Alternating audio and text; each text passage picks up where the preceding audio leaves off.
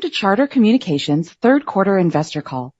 We ask that you please hold all questions until the completion of the formal remarks, at which time you will be given instructions for the question and answer session. Also, as a reminder, this conference is being recorded today. If you have any objections, please disconnect at this time. I will now turn the call over to Stefan Anninger. Thanks, operator, and welcome everyone. The presentation that accompanies this call can be found on our website, ir.charter.com.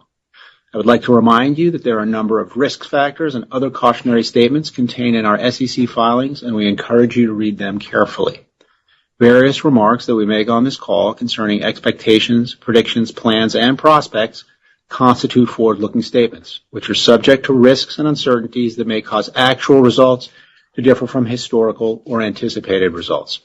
Any forward-looking statements reflect management's current view only, and Charter undertakes no obligation to revise or update such statements. On today's call, we have Chris Winfrey, our President and CEO, and Jessica Fischer, our CFO. With that, I'll turn the call over to Chris. Thanks, Stefan. We had a busy quarter, executing our operating strategy and building on the foundational investments of the past couple years. We're also successfully managing the transition of customers previously on the government's Affordable Connectivity Program in a period of new competition.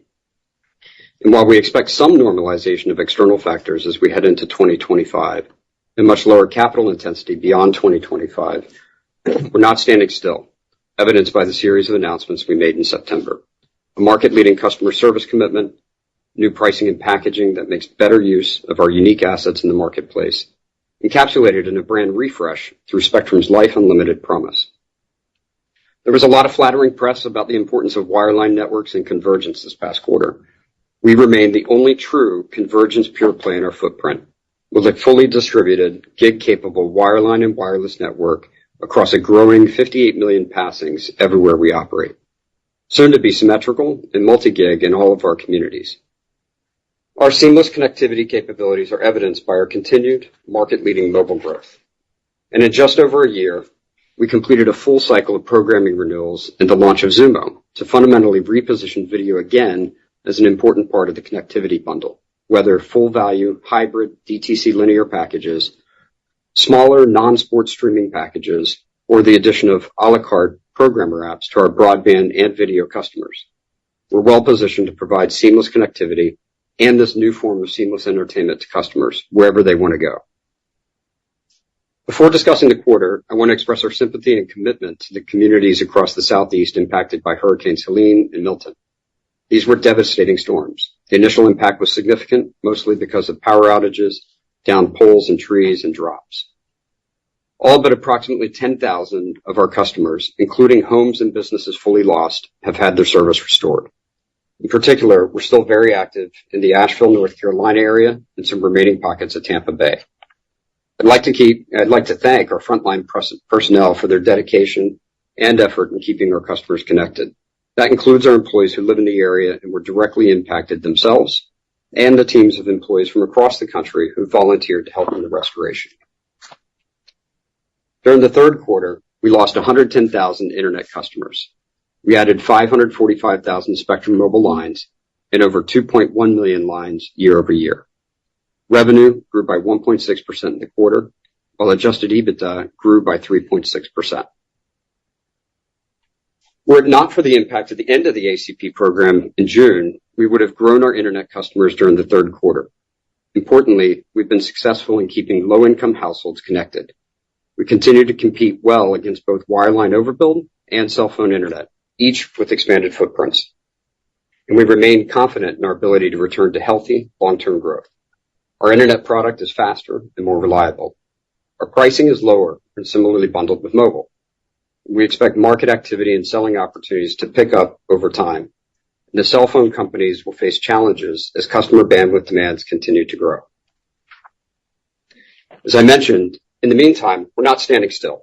In mid-September, we made a series of important announcements, including the brand relaunch, a unique customer service commitment, and the new pricing and packaging structure. Our strategy has not changed. We offer high-quality products to customers in a package and at a price point that our customers can't replicate. We pair that with unmatched customer service. Our fully deployed high bandwidth network with ubiquitous and seamless connectivity and entertainment products creates opportunities and removes barriers to help customers in every aspect of their lives, which led us to our new brand platform, Life Unlimited. While part of that is a new look and feel for the Spectrum brand, it's also about our increasingly converged set of products and building more trust with our customers. Our new customer commitment is comprised of 4 key promises. Reliable connectivity. We're committed to keeping our customers connected 100% of the time and promptly resolving any issues. Transparency at every step.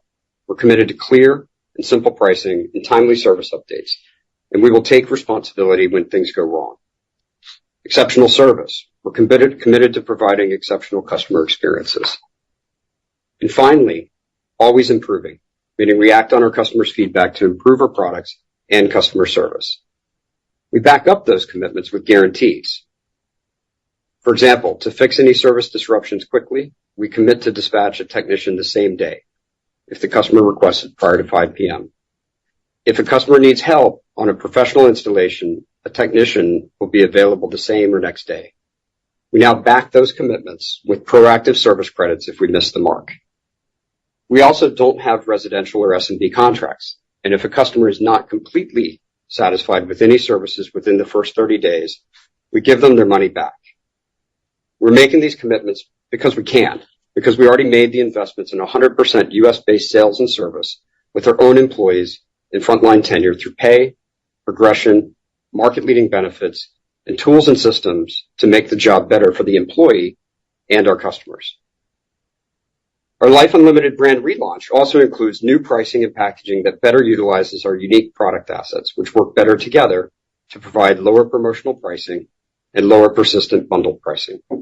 Our new pricing and packaging will drive more sales with higher sell-in of our best products, grow customer ARPU at Connect despite lower product pricing, and reduce billing, service, and retention calls while reducing churn.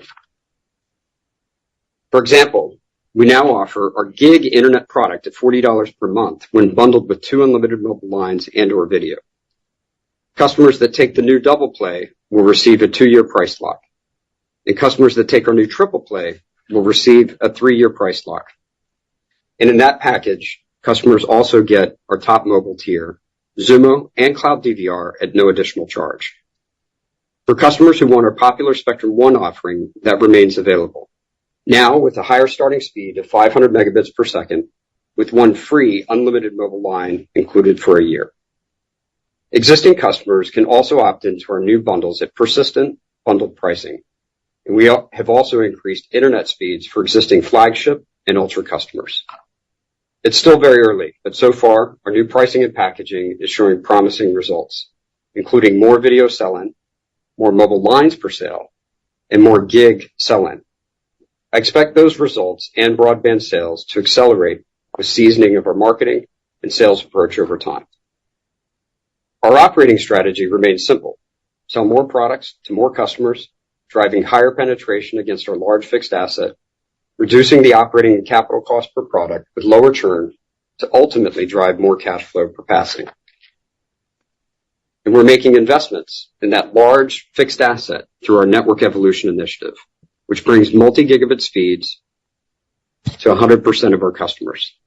We've launched symmetrical internet service in our Step 1 markets, including Reno, St. Louis, Cincinnati, Dallas-Fort Worth, Louisville, Lexington, Rochester, Minnesota, and Rochester, New York. We're now broadly marketing our symmetrical speeds in 7 of these 8 markets. The high split upgrade process should be largely complete in all of our Step 1 markets by the end of this year.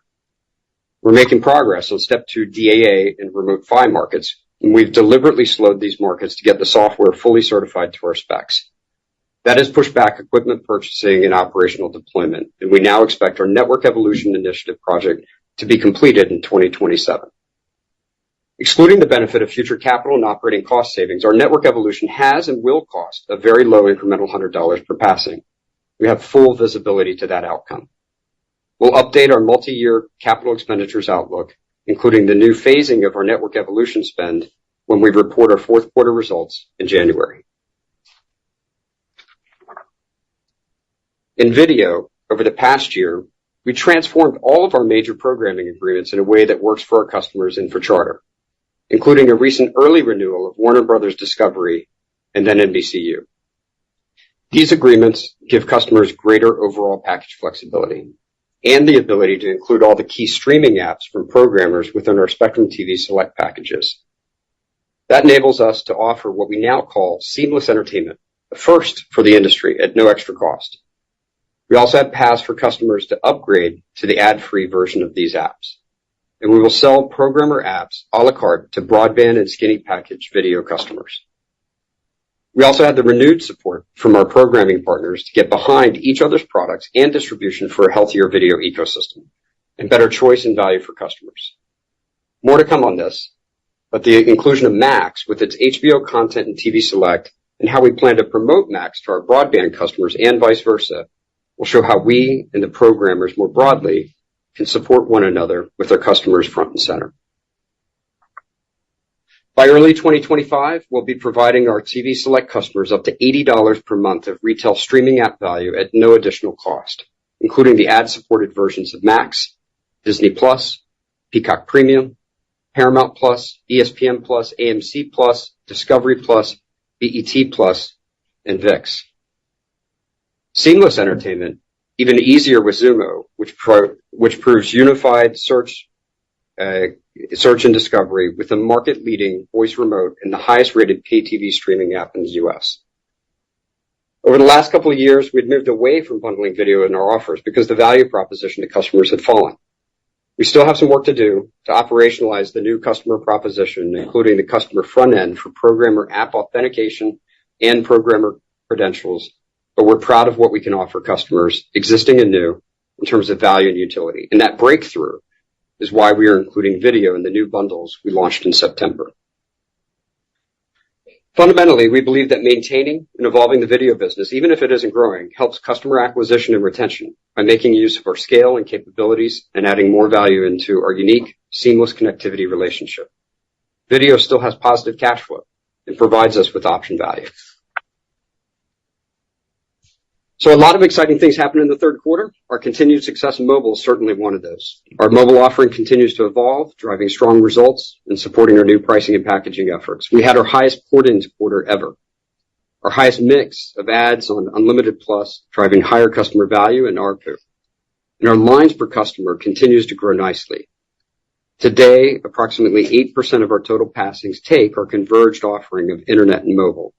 So we remain underpenetrated, despite having a differentiated and superior offering with market-leading pricing at promotion and retail. As we work through the one-time impacts of ACP this year, new competition with expanded footprint, and our unique, non-recurring, subsidized network expansion investment, we remain confident in our ability to drive healthy, long-term connectivity customer growth. Now in the future, we have the best fully deployed network, uniquely capable of delivering seamless connectivity or convergence everywhere we operate, with pricing and packaging that saves customers money with the best products, and a service capability investment that has yet to be fully realized as a competitive advantage. Our team is executing well on these multi-year initiatives, a team that's hungry with a tremendous drive to win, for our customers, the communities we serve, our fellow employees, and for our shareholders. Jessica? Thanks, Chris. Before discussing our third quarter results, I want to mention that today's results do not include any impact related to Hurricanes Helene and Milton, which hit the Southeast in late September and early October. Our fourth quarter results will include some lost customers and passings related to the storm, from both suppressed gross additions and the damaged or destroyed plant that Chris mentioned. We're still assessing the impacted areas, and we expect to rebuild lost passings over time as our customers rebuild. We currently expect to incur approximately $100 million in incremental capital expenditures, the vast majority of which will be captured in our rebuild capital expenditures line. We have been providing bill credits to customers in impacted areas, and those one-time credits will offset some fourth quarter revenue. We may also have some incremental operating expense, although we expect that to be relatively small, and we'll isolate the storm impacts when we report our fourth quarter results. Let's please turn to our customer results on slide 8. Including residential and SMB, we lost 110,000 internet customers in the third quarter. while in mobile, we added 545,000 lines. Video customers declined by 294,000, and wireline voice customers declined by 288,000. The end of the ACP program drove higher third-quarter non-pay and voluntary churn among former ACP customers, for a total estimated third-quarter impact of approximately 200,000 internet losses. Incremental non-pay disconnects drove more than half of those losses, and the rest of the impact was primarily driven by voluntary churn, with a small impact from lower connects. We continued to do a very good job in managing the end of the program, and we've retained the vast majority of our customers who were previously receiving an ACP benefit. Beyond ACP, we competed well across our footprint, but note that our third-quarter internet net additions benefited from seasonal back-to-school connects and a work stoppage at one of our competitors, while fourth-quarter customer results will include impacts from the storms and about 100,000 incremental non-pay disconnects and some lagging voluntary disconnects, both related to the end of ACP. After those effects in the fourth quarter, we expect the one-time impacts from ACP to be behind us. Turning to rural, we ended the quarter with 696,000 subsidized rural passings. We grew those passings by 114,000 in the third quarter and by 381,000 over the last 12 months. And we had 41,000 net customer additions in our subsidized rural footprint in the quarter. We now expect to activate close to 400,000 new subsidized rural passings in 2024, about 35% more than in 2023, but lower than our original 2024 plan of 450,000 due to shifting construction labor to rebuild activity in storm-impacted markets. We expect our subsidized rural construction activity to recover by the end of the fourth quarter, and that reacceleration of activity to put us on a higher pace in 2025 as planned. Our RDOF build should still be completed by the end of 2026, 2 years ahead of schedule. Moving to third quarter revenue on slide 9.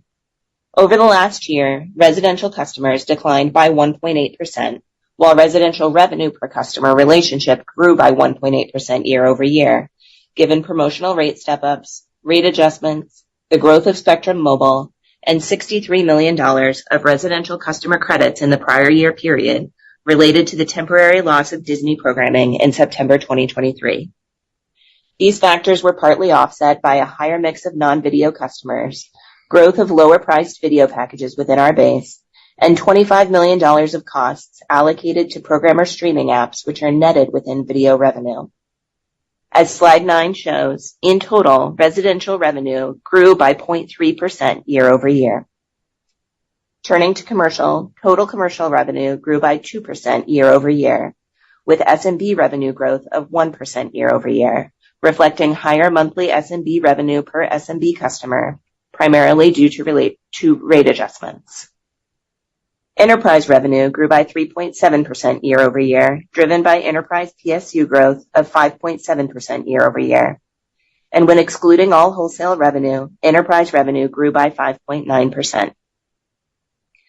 Third quarter advertising revenue grew by 18% year over year, given political revenue growth.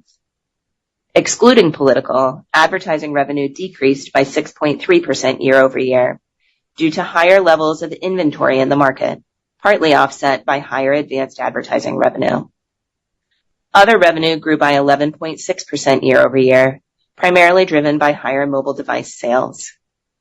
And in total, consolidated third quarter revenue was up 1.6% year over year, which is 0.6% year over year when excluding advertising revenue and $68 million of customer credits in the prior year period related to the temporary loss of Disney programming in September 2023. Moving to operating expenses and adjusted EBITDA on slide 10. In the third quarter, total operating expenses grew by 0.2% year over year. Programming costs declined by 10% year over year due to a 9.5% decline in video customers year over year, a higher mix of lighter video packages, and costs allocated to programmer streaming apps, which are now netted within video revenue, partly offset by higher programming rates and a $61 million benefit in the prior year period related to the temporary loss of Disney programming in September 2023. Other costs of revenue increased by 15.8%, primarily driven by higher mobile device sales and higher mobile service direct costs. Cost to service customers declined 0.5% year over year, given productivity from our 10-year investments, including lower labor costs, partly offset by modest year-over-year growth in bad debt expense. Sales and marketing costs grew by 4.4% as we remained focused on driving customer acquisition and given our Life Unlimited brand relaunch in September. Finally, other expense grew by 2.3%. Adjusted EBITDA grew by 3.6% year over year in the quarter. And when excluding advertising, EBITDA grew by 2.7% year over year. Turning to net income, we generated $1.3 billion of net income attributable to Charter shareholders in the third quarter, in line with last year, as higher adjusted EBITDA was mostly offset by higher other expenses, primarily due to non-cash changes in the value of financial instruments. Turning to slide 11, capital expenditures totaled $2.6 billion in the third quarter, down about $400 million from last year's third quarter. Line extension spend totaled $1.1 billion, $16 million higher than last year, driven by our subsidized rural construction initiative and continued network expansion across residential and commercial greenfield and market fill-in opportunities. Third quarter capital expenditures excluding line extensions totaled $1.5 billion, which was lower than the prior year period by about $400 million. The decline was driven by core CapEx items, including CPE timing, and lower than originally expected spend on network evolution, given what Chris discussed earlier with respect to our Step 2 software certification.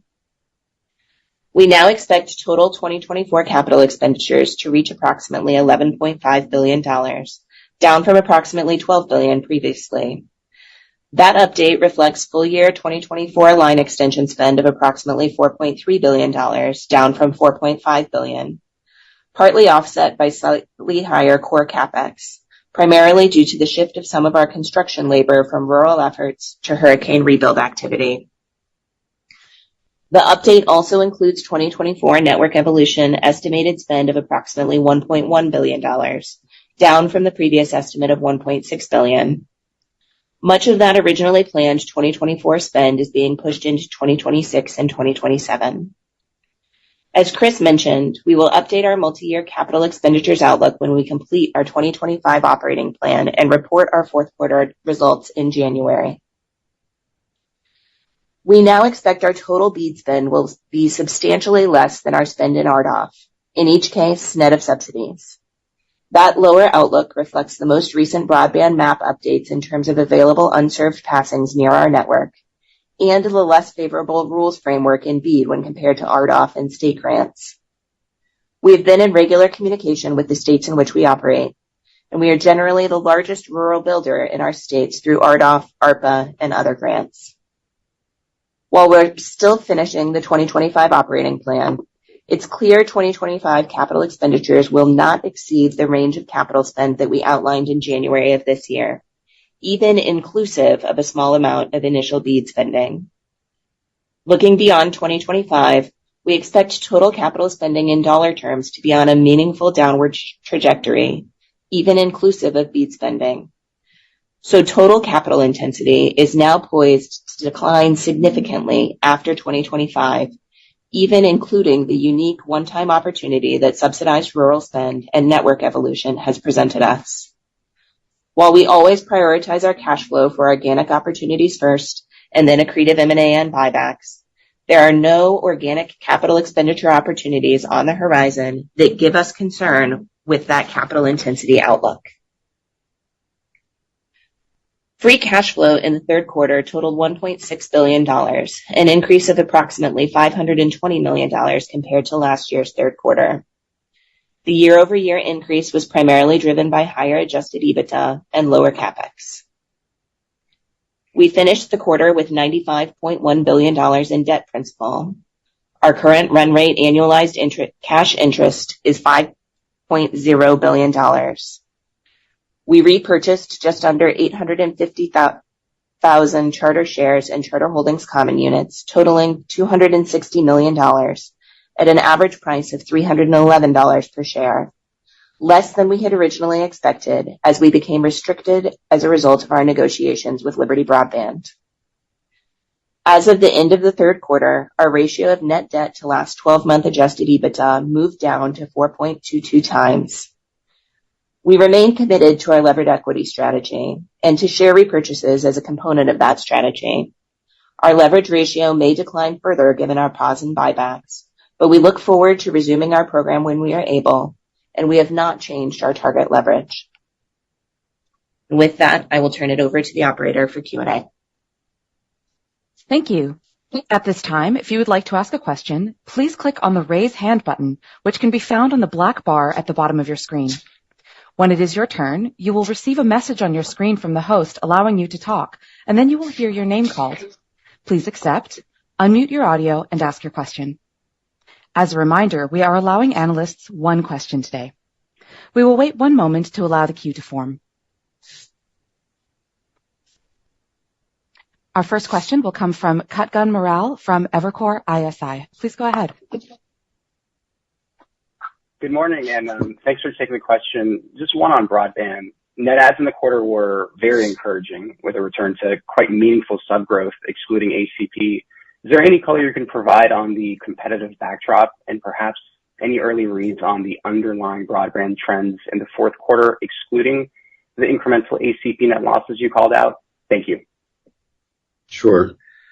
A very much anticipated question. So maybe I tried to talk about the market more generally, both inside of the third quarter, what we think about the fourth quarter, and where that does or doesn't position us for next year. But I think, as you mentioned, there's a lot of puts and takes inside the third quarter.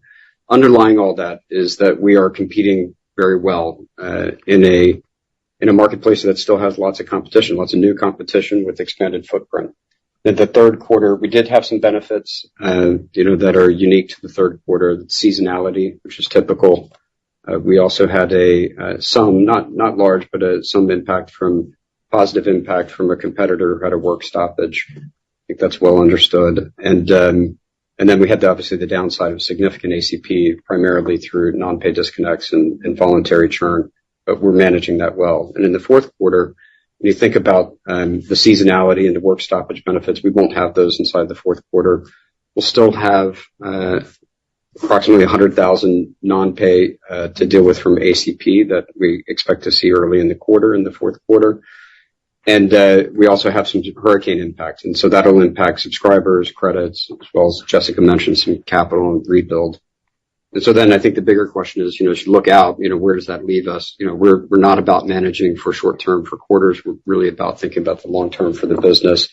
In 2025, there won't be ACP, and we'll still have the continued tailwind of newly built passings, both organic as well as rural footprint. And then I think there's just the big questions or variables that will exist. Is lower interest rate environment, does that impact mortgages in a way that drives higher move rates? Have we seen the peak cell phone internet impact? It appears that that's the case. And can we drive even higher internet sales, as well as all of the additional bundling and higher product value packaging that I described through our new pricing and packaging, and really even more so than today, start to fully realize the benefits of mobile, not just through churn, but through additional internet acquisition rates. And then finally, really a bogey variable, one that we wouldn't bet on, but I think is out there in terms of option values. Can video, a reconstituted video, can that really provide broadband acquisition and retention support? So that's probably much longer as you look, towards the tail end of like next year and beyond. But I think we're making the right investments and doing the right things to compete. We are still very much in a atypical low churn environment when you exclude ACP. And despite that, it's still a competitive environment for new sales. So I think if you step back, it's too early to declare victory or even plateau, but certainly a better unit growth setup for 2024 for 2025 than what we saw for 2024, I think, for us and probably for the rest of the cable industry. Thanks, Kutgun. Operator, we'll take our next question. Our next question will come from Benjamin Swinburne with Morgan Stanley. Please go ahead. Thanks. Can you hear me? Yep. Hey, Ben. Hey, Chris. Chris, as we look beyond cell phone internet to fiber, not that fiber is new, but as we think about the footprint expansion within Charter's footprint, can you talk a little bit about where that sits today, your sort of gig markets, where you see that going over the next, 3+ years, and kind of how you think your market share shakes out as you analyze your historical performance in fiber markets and think about sort of what's happening in the marketplace and all the things you're doing at Charter to compete. And I don't know if you'll be able to answer this, but could you talk about why the Liberty Broadband opportunity is interesting to Charter? And if you do come to an agreement, are you able to buy back stock pre-close? Is there a way to put a mechanism in place, to get back in the market, or does that have to close before you're able to get back in? Thank you so much. Sure. Let me start with the easy one, which is the last question you asked about Liberty Broadband. We've said what we can say for the time being through Liberty's 8K, and what there is very much public.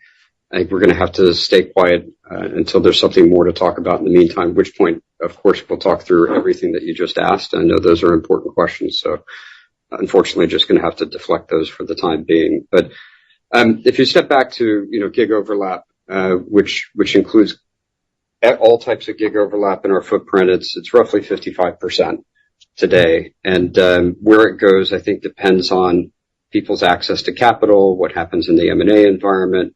But also, I think there are, as widely understood, I think there's probably some competing notions of that overlap footprint and where it may not be mutually exclusive. And as a result, I think people with a combination of scaled back investment plans plus recognizing that they're not going to be the X competitor that they thought they were going to be, may need or want to back off just because they're not going to be able to make returns. I've always thought that a wireline overbuild has very poor, if not negative, returns. And so when you start to have duplicative plans of multiple overbuilders, it really just makes it that much worse. It's actually terrible. So I think there is a realization that that will take place. And so where it goes depends on somewhat the rational nature of our competitors and where they want to deploy capital. In the meantime, what can we do around that is we can continue to make the type of investments that we're making today, is make sure that we have a symmetrical multi-gig wireline network across our entire footprint,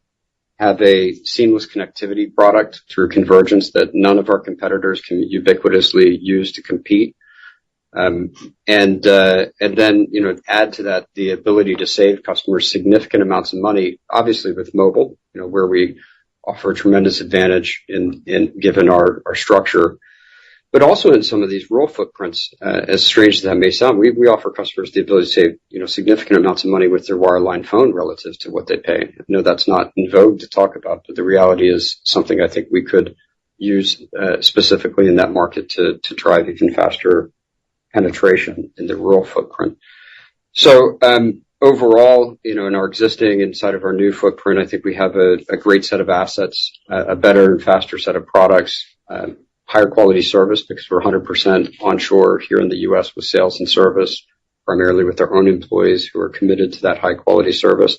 Then who knows, over time, the ability to add a unique video package that appeals to customers of all budget levels in terms of what they can afford and to deliver great value and utility inside the video package, I think remains a big potential upside in terms of our ability to drive broadband and to compete against some of these competitors who don't have the same network, seamless connectivity, packaging, and product set, and the ability to save customers money. I think we've got the best hand as it relates to our ability to compete in these marketplaces. What we typically see with any new overbuild, and that's not new, we have a lot of experience with this, it's been going on for probably 15 years, is you see an initial uptake. It can put a few points of penetration impact at the outset when somebody comes in for the first 18, 24 months, and then the market kind of settles out. And so when we look to to historical wireline overbuilders, many of which never got to the stated penetrations that today people say are required for returns,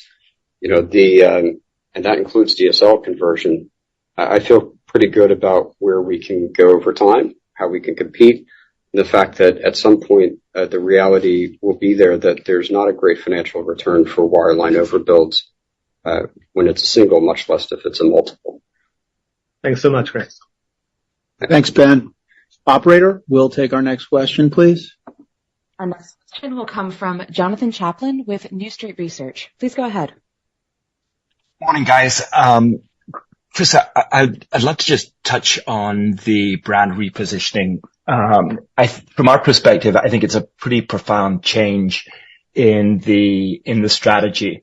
And would love to get some context it's probably too early, but are you starting to see any impact on gross ads or churn yet?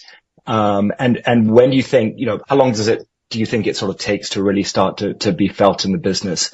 And then from the bill credits, that come with the commitments that you're making, would we be expecting any impact on ARPU and costs from those? Or have you gotten your internal systems to the point where you're happy to give the bill credits because you're not going to have to give any? Sure. There's a lot in that. Okay. I appreciate that you appreciate that the brand repositioning and the commitments that we're making are significant. I think it's really exciting for us and where we can go. It really comes about because we made this significant investment in our own employees and investing in frontline tenure, which is progression and the ability for our employees to not just think about it as a job, but to have it as a career. And that gives us a higher quality craft than what you could have with contractors or offshore personnel. But at the same time, we really had not gotten the credit, I think, in the marketplace from customer satisfaction or NPS the way that we thought that reflected the investment that we've made. And so some of that comes down to doing a better job as a management team and avoiding some of the paper cuts that exist in customer service. The quality of the service there, the investment is there. This isn't a money issue. This is a really trying to just, around the edges, how can you do better? That's one. Two is making sure that we had implemented some of the softer touch for customer service and to just give customers more recognition for their tenure with us and to remind them that we're local inside of their communities and that, these are committed employees to the company. And three is to really stand behind our service and back it up with guarantees, but guarantees for service and guarantees about what happens if we're honest when, we fail to meet that service level that we've committed to customers and to stand behind that. And so most of that, which goes to your bill credit question, isn't going to be giving out bill credits. It's going to be reminding customers that that's the type of quality of service that they can expect from Charter, from Spectrum. And to the extent that we miss, we're going to proactively apply credits and own it and apologize for when we don't get it right and to do a better job. I don't think the bill credits, there will be some incremental impact. I don't think it's going to be particularly material as it relates to ARPU. But what it does is it puts a pretty significant flashlight on us internally to make sure that what are those paper cuts? Where are those service misses? And it provides a real incentive internally for us to go manage that down by providing even better and high quality service. So a lot of this is just making sure that we get recognized for the investments that we've already made, but a lot of it also is forcing ourselves to be better and to do better. And then you match that service commitment at the same time with some of the ethos that was in what I described, which is around, billing transparency and having high quality services and products, which we do have, but even simple things about rounding the pricing, instead of 99 cents to rounding it to even dollars and to having lower promotional pricing when bundled and lower persistent pricing when bundled in a way that not only saves customers money now, and we always did over time, but even more money over time to the extent they take more product from us. Is customer friendly and competitive in the marketplace. So I'm really excited about it. It is way, way too early. Your question about any early impact of that. I think it's less about what you say and it's more about what you do. And that takes time to be recognized in the marketplace. And so I think this is something that maybe if we're lucky, back end of next year from just the customer commitments and service aspect, we could see the benefit of that. This is a multi-year process. It's not something that we're looking to, immediately. But I think the good news, as you've highlighted, is we're very, very focused on our reputation in the marketplace, which impacts both customer acquisition as well as retention and the customer life, which has a better financial outcome for our shareholders as well as just being a great operator in local communities we serve.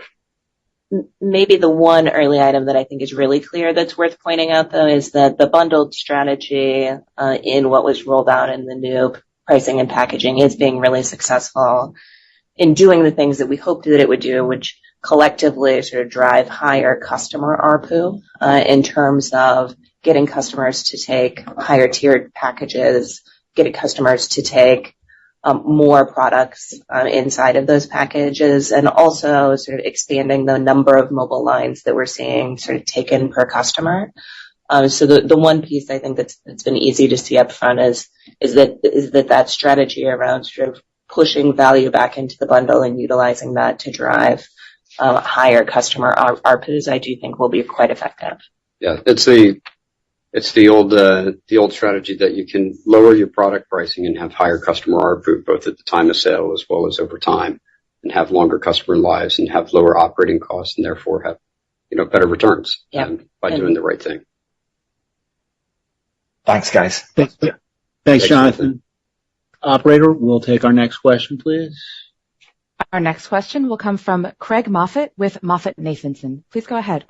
Hi, thank you. I'm going to try to squeeze in two if I can. First, this is an interesting question that we've been pondering a bit, that you've been building out FTTH networks yourselves in your edge out and expansion areas. How much of your plant today is FTTH rather than HFC, and what kinds of differences do you notice competitively in places? I know a lot of those are non-competitive markets, but what kind of differences do you see competitively when you do have fiber to compete with rather than relying on your HFC network? And then if I could squeeze in one extra, Chris, you talked about lower participation in the BEAD program. Does that open the door perhaps to say if you can't expand your footprint through subsidized building, there may be opportunities for small-scale M&A, sort of rural cable operators, for example, that might be attractive and could be acquired for less than the cost of building yourself in a lot of cases? Sure. On the fiber to the home expansion, I don't have that number in front of me. I know when we started our rural build, we had roughly 750,000 passings or 750,000 miles of plant. I think we're well over 900,000 today.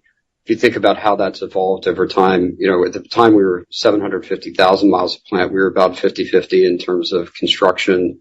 That was between HFC and FTTH, and we're now at close to 90% of the new build that we do is fiber to the home.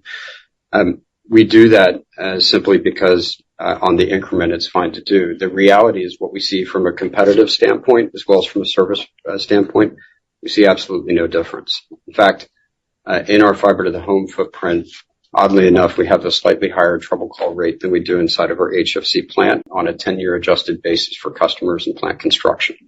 So I think that'll normalize over time. Some of that's more software driven related to OLTs and whatnot, but my big point there is zero difference to us in terms of the service quality or what we see really in competitiveness between the FTTH plant where we operate with HFC. The HFC over time is going to have certain advantages relative to fiber. And I would start by saying that remember that of our HFC plant, I don't know the exact stat, but whether it's 99.5 or 99.8% of our HFC plant really is fiber. And it's really at the end that it's coax on the run, which often is the case with fiber to the home, in-home wiring as well. So, we're essentially the same network, except at the end, we have the advantage of having the ability to have more telemetry because of power and the ability to hang small cells from a wireless strategy perspective in a very capillary way. So we're spending time on really thinking through over time, is the HFC network actually superior as a result of some of the capabilities that it will lend. I'm not there making that claim today, but I think there are some real advantages to the plant. And today, there's really no difference for us from what we see between one and the other. Do you want to jump in on? Yeah, on the lower beat participation and what we would do then in small scale M&A, Craig, we always say we like cable businesses. We believe we operate them well. When there are small scale opportunities that fit well with our footprint, we will often go after those. They're typically so small that you sort of don't see them and how they fold in. But I think that we look at those opportunities the way that we look at any other opportunity, and expanding our footprint in that way does make sense when it's at the right price. I don't necessarily foresee that there's a trade-off as between BEAD and doing small-scale M&A. I think we pursue both of those opportunities where they make sense and will drive returns for the company. I agree. Thanks, Craig. Operator, we'll take our next question, please. Our next question will come from John Hodulik from UBS. Please go ahead. Great. Thanks. And two sort of related questions. One, actually, Jessica, you sort of touched on. I was just wondering, are there any sort of margin implications for the new pricing and packaging? It sounds like you expect to have better sell-in, which should lead to better margins. But sort of any, when should we expect to see the sort of benefits of that, both in terms of margins and maybe changes in subscriber trends on the data side and video side? And then, obviously, you've seen some nice EBITDA acceleration through the year, probably will again in the fourth quarter with political advertising. Can you sort of point out any puts or takes as we try to get a sense for what EBITDA trends look like in 2025? Obviously, you don't want to give guidance now, but is there anything you can point to or that suggests the momentum you've seen through the year will continue in 25? Thanks. Yeah, so starting on the margin implications for the new pricing and packaging, what we think about when we look at the success of the program is what Chris was describing in terms of how do you drive the most product value to the consumer that generates the most revenue, and then really, I guess I think of it as sort of the most cash flow per customer, which isn't margin as a percentage, it's margin as an absolute dollar value. And in that case, I think that we're quite confident that the new pricing and packaging will be really successful in driving additional cash flow per customer because of the value that we've pushed into the bundles and what that means for the total margin that we can generate on the services offered to those customers. Does that mean that margin as a percentage will go up? That one is less clear. I actually think that the video product is a bit more attractive in the new pricing and packaging as we've pulled it together. And so because of that, your mix around how much video versus how much mobile and how much internet might change. Mix tends to drive margin percentage across the company. And in this case, it might get you to the wrong answer because I think that we can drive the most collective margin by driving the most products to the customer. On the EBITDA front, thinking about the fourth quarter and next year, we still anticipate strong EBITDA growth in Q4, though it might not accelerate the way that we had hoped, given that some of our expense reduction impacts, I think, came in a little earlier than we expected, and we will have the storm impacts that hit inside of Q4. Still strong, but maybe not accelerating. And then going into next year, we're, of course, going to target EBITDA growth, but there are some meaningful headwinds, which I think include our internet customer losses in 2024 and a non-political year for advertising. Even with that, our expense reduction efforts, which I've mentioned before, include things that are both short-term and have already rolled in, as well as some medium and longer-term items that are still building. I think that they'll put us in a good place. But there are meaningful headwinds as we go into next year. On the first question, Jessica's right about we focus on cash flow margin, but even with the percent over time, so I'm not talking at acquisition, but over time, I think it's important to note that our triple play bundles of different combinations, they have the highest dollars of EBITDA contribution, not only the highest ARPU, but the highest dollars of EBITDA contribution. They also have the lowest churn and the longest customer life, and they have the best ROI. And that still is the case today, which comes back to our launch of the new Spectrum pricing and packaging. Is you just have to make sure that there's real value in the products that you're putting on the bill. And if there is, and it's a high quality product, there's value and you have utility all packaged together, you can be in an environment where you have higher dollars of ARPU, you have higher dollars of margin, you have lower churn and lower operating cost per PSU. And even as a result of having a mix with products with different direct costs in there, you can end up long-term with higher EBITDA margin, even as a percent. Also because your operating cost is much lower, your churn is lower, and as a result, your subscriber acquisition cost is lower because you're not having to replace customers that you lost with new ones to fill the hole. And instead, you're using your subscriber acquisition cost to acquire net new customers, which has the impact of increasing your dollar margin as well as your percent margin over the long term. And that's the unique competitive advantage I think that we have, is we have all those products, seamless connectivity and seamless entertainment in 100% of our footprint. And that's what we're trying to do, is make better use of those capabilities. Got it. Thanks, John. Thank you. Operator, we'll take our next question, please. Our next question will come from Stephen Cale from Wells Fargo. Please go ahead. Thank you. Can you hear me okay? Yep. So, Chris, you have a unique video offering at this point, and I know you've worked hard to add the streaming services to customers. When we think about where you can go from here, I'm not sure there's been an uptick kind of year on year in double and triple play customers yet. It sounds like you're thinking maybe later next year is when you might see the fruition of a lot of those efforts come together in those multi-product customers. So I was just wondering how you could add a little more color to retention and acquisition, and what the timing and the impact of that looks like at the customer level over the medium term. And then just a small one. I know it's tough to unpack ARPU, but if we just think about roll to pay, you were very aggressive on Spectrum One about 18 months ago. Can you help us at all think about how much roll to pay is contributing to either revenue or ARPU at this point? Thank you.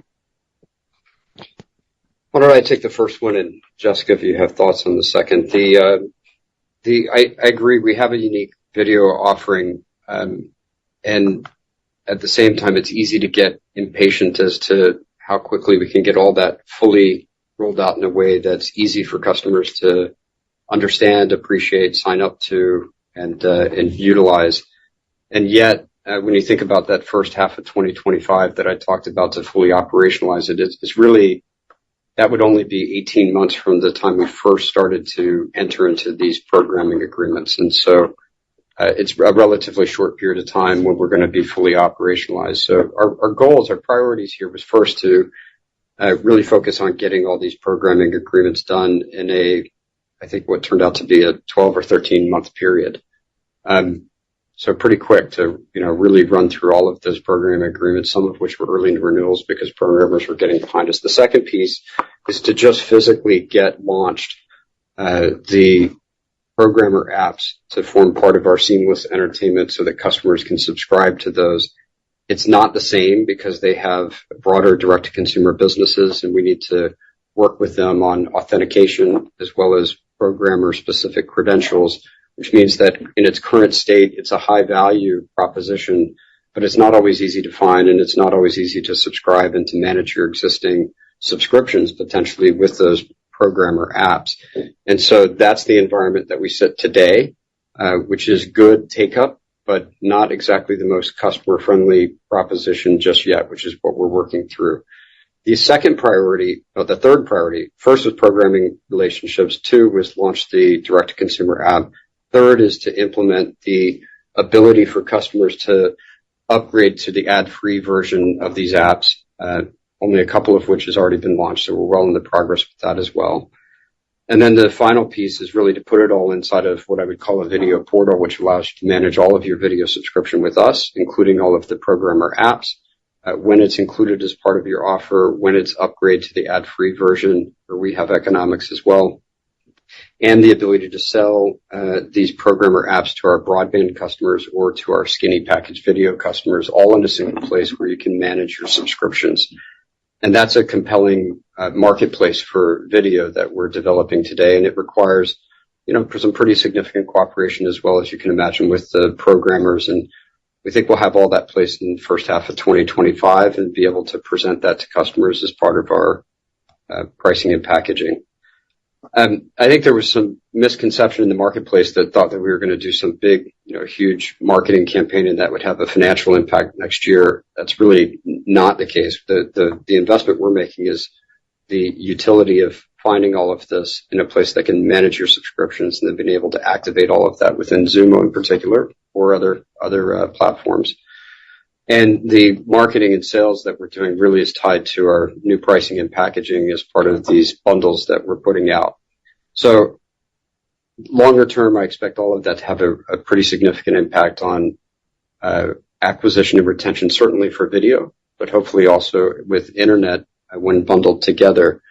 Already, without getting to that place that we expect to be next year, we already see a significant uplift in the video sell-in just from the way that we're bundling and going to market with this new Spectrum pricing and packaging, even without the benefit of that the video marketplace environment that I described. We're already seeing a pretty significant uplift. And the reason that we're comfortable with that is because we know the value is there because of what's in place already today with some of the programmer apps and what's coming, what will be launched, and the ability to actually find and manage it in a better way. So on one hand, we're excited about the space because it adds value. On the other hand, I want to be careful we're not forecasting video growth. We're simply saying that it's a way to add utility into our seamless connectivity relationships in a way that hasn't existed. And from our past experience, we know the value that can come about to the overall bundle by doing that right.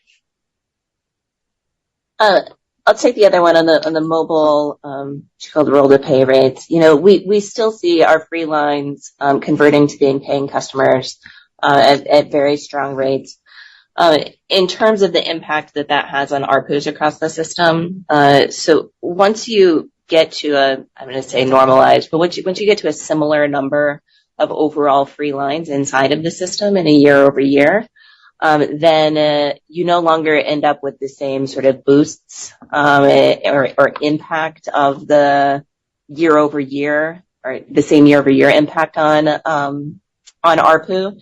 So if I think about internet ARPU there as an example, internet ARPU grew 2.8% on a GAAP basis. It would have been 3.1% excluding the GAAP allocations, which is a closer tie between the two of those than what we've seen previously. And I think going forward, you'll find those coming together. On the other side, mobile ARPU actually was up and is looking really good. But the increase that you see in mobile ARPU related to the uptake of our Unlimited Plus plans, which really has been driven by anytime upgrade, and I think could be driven further given some of the incentives that we have around it in the new pricing and packaging plans. So we're seeing, good growth in ARPU, but not as much at this point related to the roll-off of free lines in the system, not because the free lines aren't performing well, but just because the free lines now, as a portion of the total base, are more normalized. Thanks, Stephen. And that concludes our call today. Operator, we'll pass it back to you. Thank you very much. Thanks. This concludes our call. You may now disconnect.